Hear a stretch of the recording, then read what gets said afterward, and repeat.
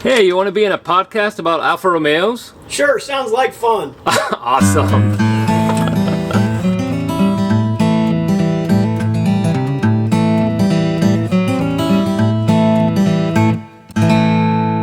Steve, thank you so much for being my first victim. My pleasure. And letting me figure out how to actually do this stuff, or to see if I can pull it off.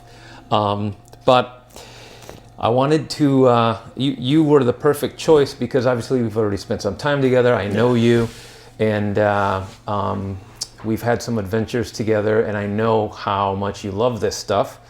So it made a lot of sense for us to start with you. Not to mention that, I'm glad I'm talking to you because the Chicago chapter of the Alfa Romeo Owners Club is hosting the convention, the national convention this year. And every year these conventions have a theme or a name associated with them. And the name associated with the convention coming up is where it all began. Correct. Right. And I think you suggested that originally. Yeah, I mean, I'm always fascinated with the fact that it all started here. Yeah. So I just decided to work on that aspect of it, and it seemed to kind of flow from there. So, and where it all began, and when you say that it all started here, can you explain a little bit about that? The Alfa Romeo Owners Club began in the Chicago area in 1958. Amazing. So, basically, there was a bunch of guys that had the cars, and there wasn't a lot of support for them back there, so they needed a way to figure out how to get stuff done, because Italian cars aren't that easy to start when it's cold out. So, and the club did start, I think, in like April, so it was still kind of cold. And they got together and they figured it out, and it's grown since then. So it's got to be true, because I think you're the third or fourth person that tells me that the club really essentially started because a bunch of guys couldn't figure out how to get their Alfa Romeos to start in the winter. Pretty much. Yeah. So great. And in that same spirit, I mean, the club today still is a bunch of people who are passionate, who love these cars, and who want to help each other out. And exactly. Figure out the journey, right? Because it is a journey. Let's talk about some of the things that we're going to have at the convention. I am part of the committee. I am responsible for the autocross session, which is going to be awesome. We're pairing up with the Windy City Miata Club, who is such a tightly run organization. You and I went to one of their events, and it was beautifully run. Pat is amazing, and she's going to make sure that we have a good time with the Alfa Club as well. What are some of the other things we're having? Well, I mean, if we go through the schedule, it's probably the easiest way to track it. Yeah. We have what they call the pre-convention tour, which is the first 2 days of activities. One day they're going to go up to they're going to tour up to Road America on the back roads, so there's some beautiful roads in that direction, and they have a parade lap around the actual track, on the actual track at Road America. And that's going to be awesome. So you get to experience that if you haven't done that. It's a very fun track to go out on. After that, you head into town there in Elkhart Lake, and lunch will be at Siebken's, which is where all the drivers and all the history of Elkhart Lake happened. And then the following day, they do a tour up to the Johnson & Johnson building, which is one of the great architectural attractions in in the and it's a Frank Lloyd Wright building, right? Yeah, incredible building. And then they actually have the lunch will be at a local brewery up in that area. Then Wednesday we have the autocross event,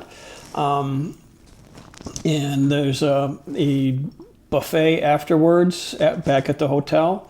And then we'll also have a tech session with Jethro Bronner. Bronner, yes. He has a fantastic YouTube channel where he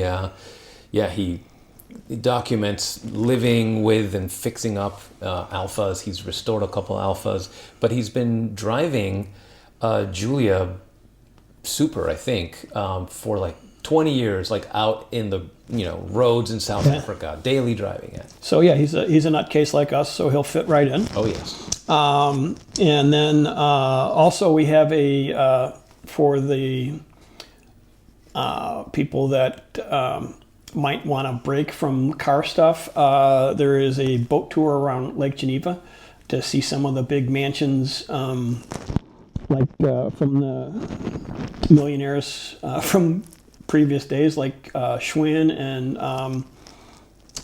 who else was it? There's several other big mansions on the lake that look quite beautiful, and there's actually a lunch on the boat tour too. And then Thursday we have the gimmick rally up to the Yerkes Observatory, and of course our lovely national board meeting, and then we have a welcoming reception, a tech session with John Sacamino from Sport and Specialty. Yes. He'll talk to us about restorations and things of that sort, and then we have basically a Thursday night car show. It's not the judged event like it would be on Saturday, but it's just basically kind of like the cars and coffee kind of style thing. And then Friday we have our time trial event up at Blackhawk Farms. Afterwards, we're going to have a cookout and open house at Sport and Specialty. John Sacamino is hosting that, and it's basically 5 minutes from the track, 10 minutes from the track. It's right around the corner. It's unbelievably close. And then Saturday's the big day that everybody usually shows up for, and that's for the concours in the morning. And then, of course, we have the swap meet, so you need to come by and buy all the crap that I got in my garage. And I'll be there. And then we have the banquet in the evening. We have a couple of great speakers there. Dave Cooper from Cooper Technica out of Wisconsin, and his friend Michele. He's flying in from Europe to be a speaker as well. It's very exciting. Yeah. Yes, he just came out with a new book and about Alfas, so that should be very interesting. And then Sunday we have the awards banquet, or the awards brunch, where everybody gets to pick up all their lovely prizes for all the great things that they've done in the past several days. Excellent. So. And Dave Cooper, was it David Cooper? Is it go away, Dave or David? David Cooper is going to be an amazing speaker, because we did a tour of his space of Cooper Technica with the club last year, 2 years ago. I can't remember. It was at least a year ago, but it was with the Wisconsin chapters. That's right. Yeah. And he's incredible. Very good speaker, very knowledgeable gentleman, and he has some very interesting Alfas and some very interesting cars. Some very interesting machines in his shop too that we've never really seen before. So we thought that would be quite enjoyable, and he was excited about being a speaker for us too, and recommended that we invite his friend along too. And so we did that. So it should be a very enjoyable evening at for the banquet. Indeed. So. That's going to be fun, and we're still in the planning stages, but things are coming together finally, and it feels like it's going to be a real good time. Yeah. So, speaking of the journey, I feel like so many podcasts and car-related things start with this, and it makes sense. It's a little cliche, but we got to do it. How did you enter the world of cars? How did you get into cars? And don't say the doors.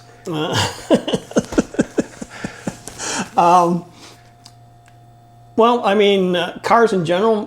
My older brothers were always car fanatics. How many siblings do you have? I have two brothers, and one of them is actually an engine builder. So he was the absolute gearhead in the family, and I kind of followed him around like a puppy when I was little. Cool. And some of it rubbed off.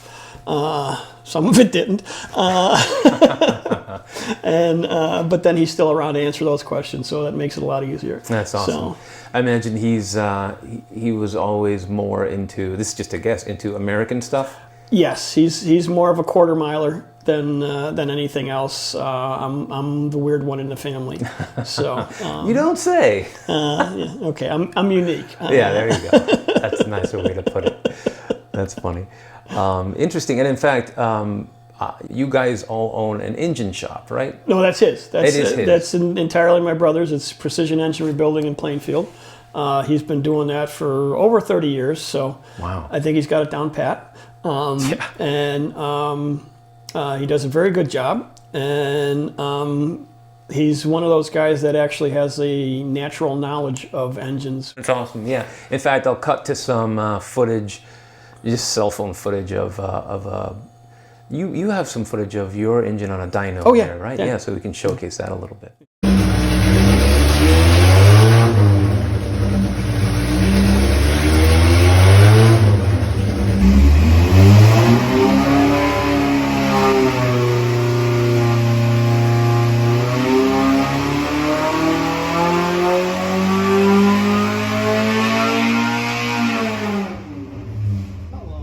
That's really, really cool. So that's how you got into cars. How did Alfa Romeos enter your world? Where did it all begin for you? Where it all began Yeah. for me. Okay.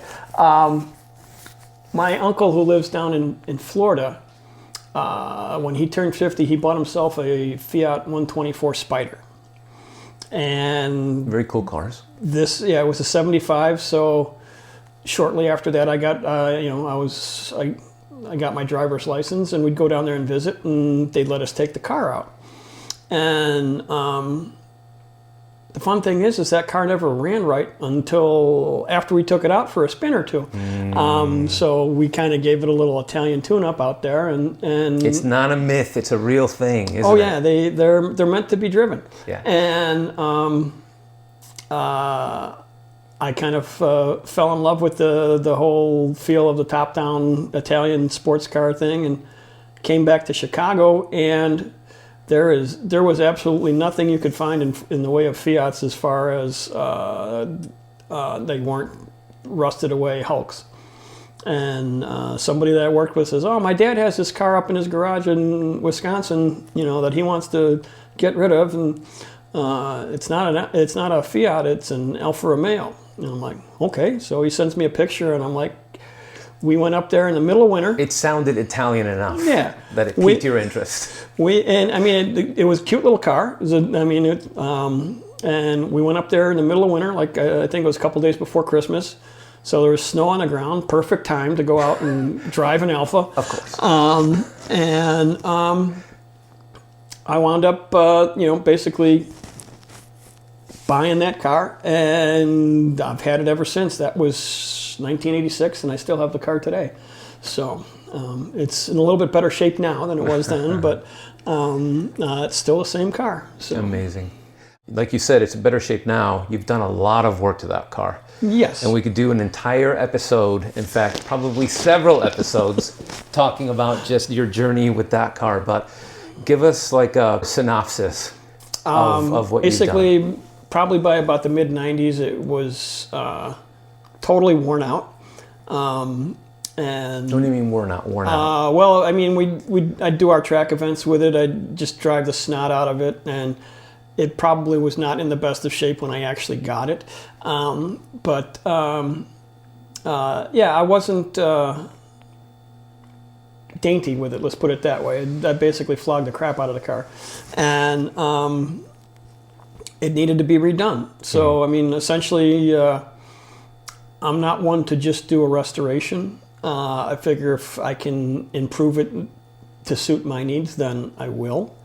And we wound up having to replace everything on the bottom foot of the car, basically, because it was just basically rotted away when we blasted it. So Very common with these cars, as most people know. But yeah, because they're unibody cars, there's no frame, and there's these layers of sills that join toward the bottom. Plenty of places to trap water and just let it rot away.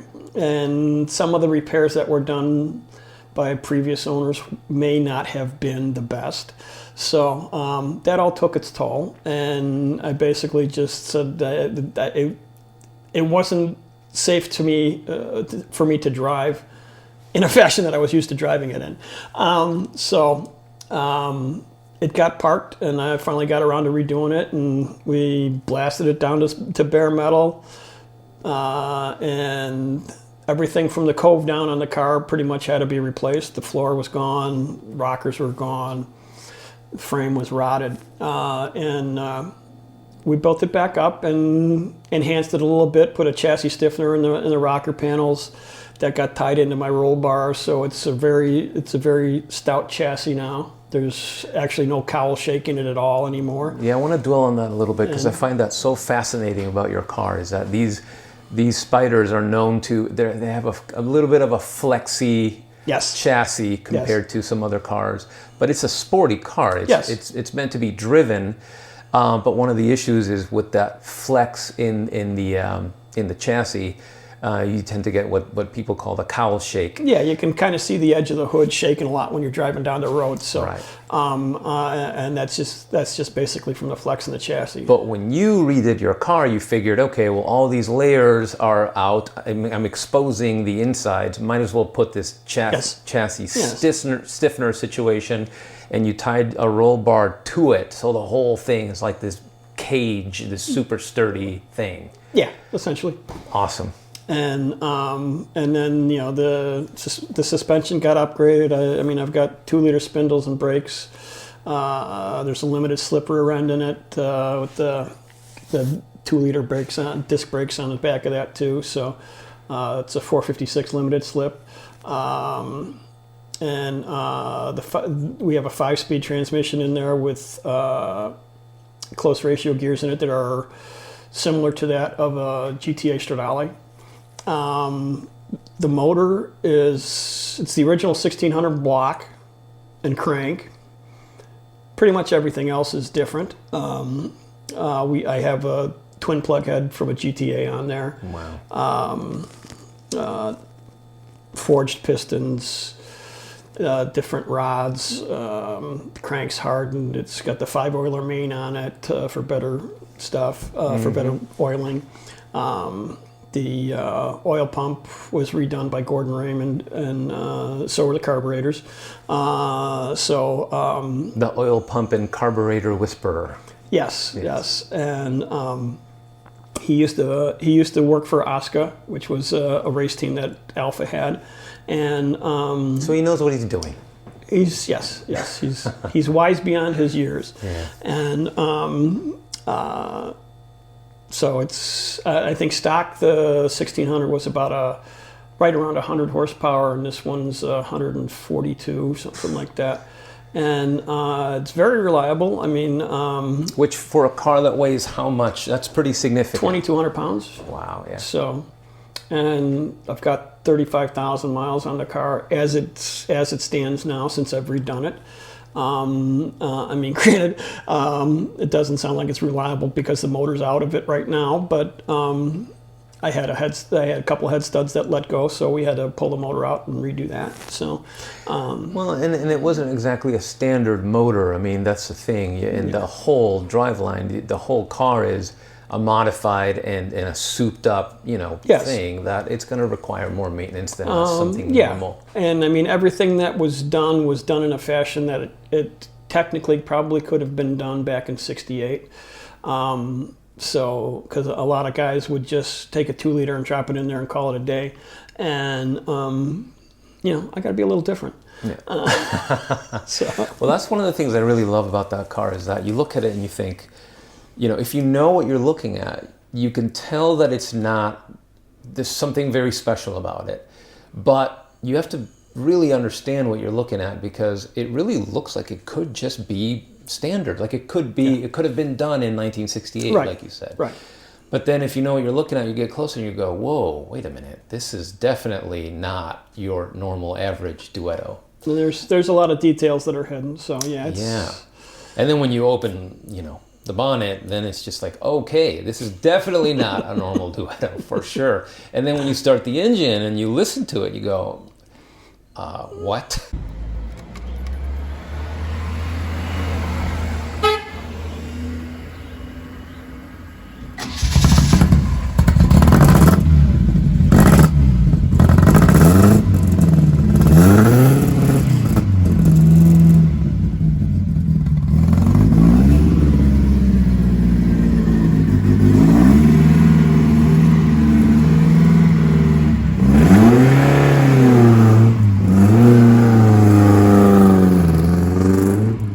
Yeah. And I mean, it's, but it's perfectly, it's perfectly fine to drive. I mean, we took it on our excursion down to the North Carolina convention from Chicago, and I didn't have a lick of problems on the trip. Might have had a few when I got back, but that's another story. Yeah, well, the tail of the dragon was not exactly a gentle road. Yeah. But the car survived without any problems, and it actually still. I mean, it rides nice for what it is. So yeah, and it's such a beautiful car. It's I mean, I had seen a lot of Alfas before meeting you and seeing your car, but when I saw that car, I was like, "What is this? This is really something special," and it really is. It's so cool, and that. Yeah, that is what makes me so excited about your next project, which is a surprise, which we'll show everybody in a little bit. I can't wait to see what you're going to do with that, because it's going to be pretty special. Let's not tell anybody what it is yet. Okay. We'll talk about it later. That's fine. Well, that's cool. That's a really awesome way to get into an Alfa through a Fiat, which is kind of ironic because it's kind of full circle if you know the story. Kind of interesting. Let's talk a little bit more about the convention, so that folks who can, who see this, hopefully will get inspired, and we're expecting a lot of people because there hasn't been one this big in a couple years. Because last year the Michigan one was a smaller, a mini convention. It was a smaller one because nobody stepped up for one, so.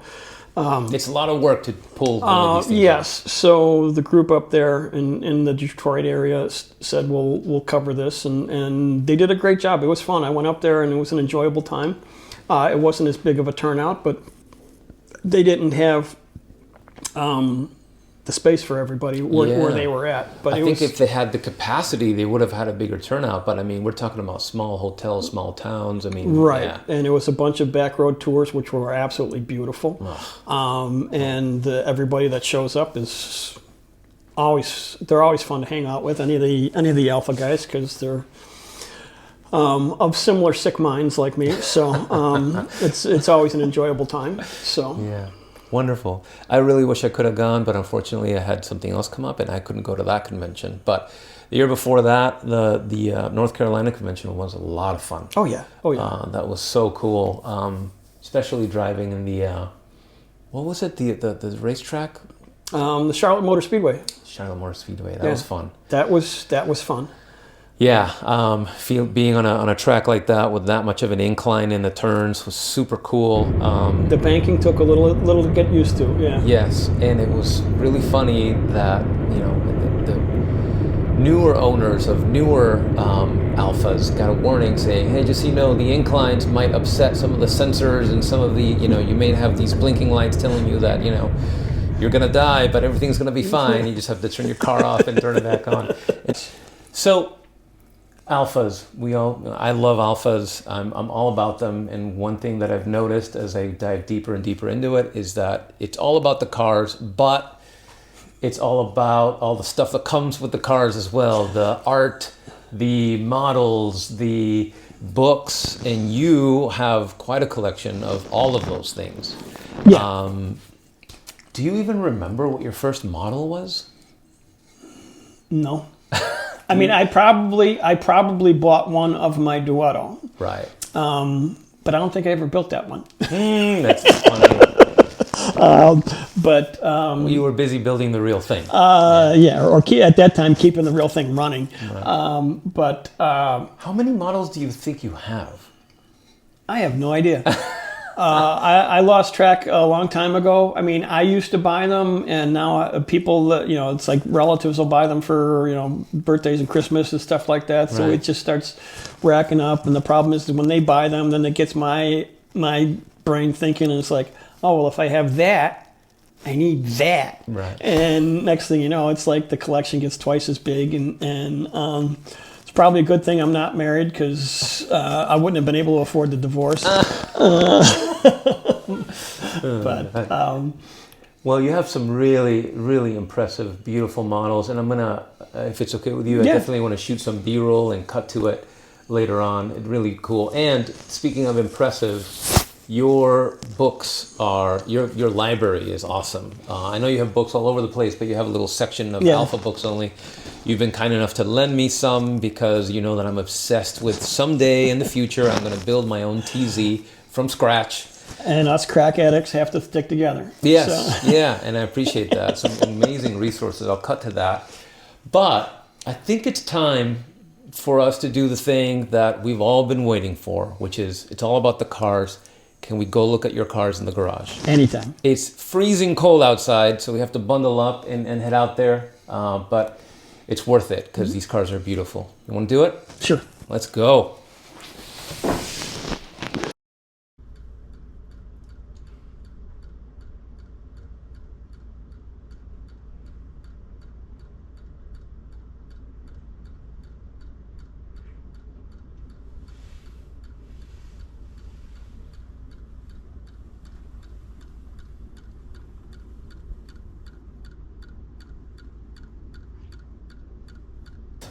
Look at that. Ah. Oh, man. All right, so tell the viewers, all 6 of them, what this thing is. It is a 1957 Giulietta Sprint Normale that was originally sold on July 3rd of 1957. Or actually, 1958. It was titled in 1958, but it's a 57 car. It originally came with a 1300 cc motor with a single downdraft carburetor and a 4-speed transmission. So it'll get updated. Let's just put it that way. And that's one of the things that makes it a Normale, right? The that configuration. Correct. Yeah. Correct. The Velocis had the dual carbs. The motor was a little bit more high performance. And what you are going to do to this is going to take that up a notch, if I know you at all. Yeah. So That's the short answer. let's pull it out and look at it. Oh man, you have it on a really nice rolling cart.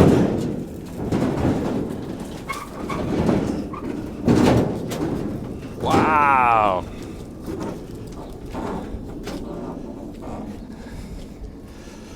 Look at that. Just one of the most beautiful cars in my opinion. The lines are so stunning on these cars. I found it in California. It originally was sold to Max Hoffman on the East Coast, and I've been playing around with it for quite some time. It's one of those long-term projects that today though, it's a big day because a big milestone is going to be started, right? Yes, it's getting shipped off to the sheet metal guy to redo the body, because I've had it for over 12 years and I want to drive it before I die. Yes, let's make that happen. And if it's okay with you, I would love to document the process. That's fine. Do some follow-up videos to see this thing come back to life. It's a fairly solid car. Yeah. There's your typical rot spots in different areas. Right. Some minor accident damage here and there. But other than that, the floors are solid. The frame is solid. The majority of the metal is solid. So that is what matters. And as far as what engine you're going to put in this thing, let's talk about that a little bit. It's getting a 2-liter twin spark. Oh, wow. Yeah. So that is quite an upgrade, or yeah. With a 5-speed transmission and a 456 limited slip. Oh my God. Disc brakes all the way around. So that is going to be amazing. Yeah, especially since it's only a 1,900-pound car. Oh. And it'll have 180 some horsepower. So it'll be a fun little car. I cannot wait. This is, by the way, one of the nicest rear ends in a car, in my opinion. Yes. Oh, yes. When the glass is in and all the trim is in. It's kind of got the feel of an old 250 Ferrari. So. Yeah, absolutely. I mean, these lines right here are just so stunning, all the way up. I cannot wait to hear this thing. It's going to sound incredible. So yeah, these seats, the flying buttress seats, obviously are not original to this car, but they're some of the most beautiful design seats that Alfa used, primarily in, is it 69? 69. GTVs? Yeah. Yeah. And they have that name because of those side bolsters that are actually separated. And that headrest goes up and down, and they're just such cool seats, very comfortable. In my opinion, some people don't like them. I actually really like them. Oh, and let's talk about this front end that you have in here. So this is not, so this car came in 2 configurations as far as the front end is concerned. It was European and American versions. The American version, which is what the car is has 7-inch lights, and the European version has 5 3/4 headlights, which look a lot nicer. And I was able to find a nose piece for the smaller headlights and all the components to make the headlights work. So we're going to swap it out.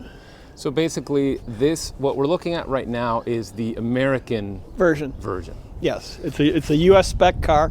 Right. And it came with the Lucas taillights like they had on the Giulietta Spiders.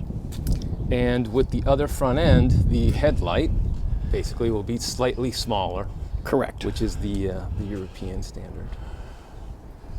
God, this car, I just love looking at these cars. They're so beautiful. I cannot wait to hear this thing with that engine. It's going to be unreal. You and me both. Yeah. What's in there now? It's just a mock-up motor. So we had to make sure everything would fit, because nobody's ever done it before. Right. So we had to do a different intake and some other little fun things to make it fit. But is this the block that you're using at all, or? No, I mean, it's a similar block, so it's basically the same, it's the same size, so that's why we're just doing a test fit to make sure it would all work. So it is a Milano or a 75 block. Yeah. Well, the head is a 75. Yeah, it's a US block. It's a Nord block from mid-70s. Gotcha. And you have the and then it has the 5-speed transmission hooked up to it. So. Oh, it does. Yeah. Okay. Cool. Awesome. All right, it's cold. Let's go inside.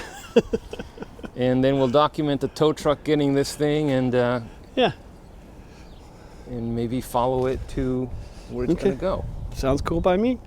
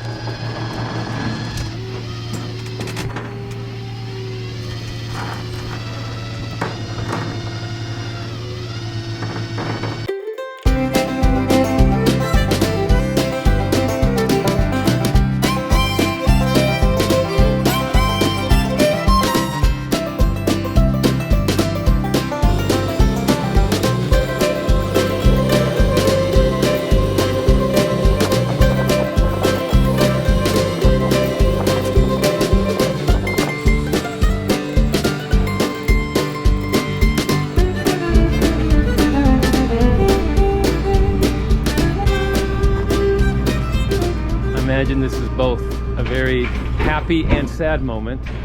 Yeah, I'm glad something's getting done, but I'm sad I got to pay for it.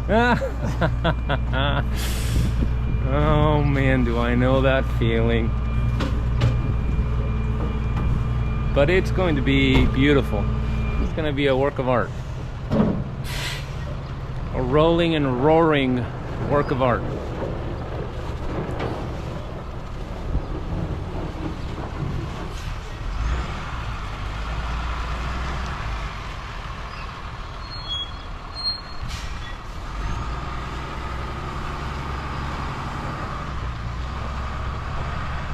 There she goes.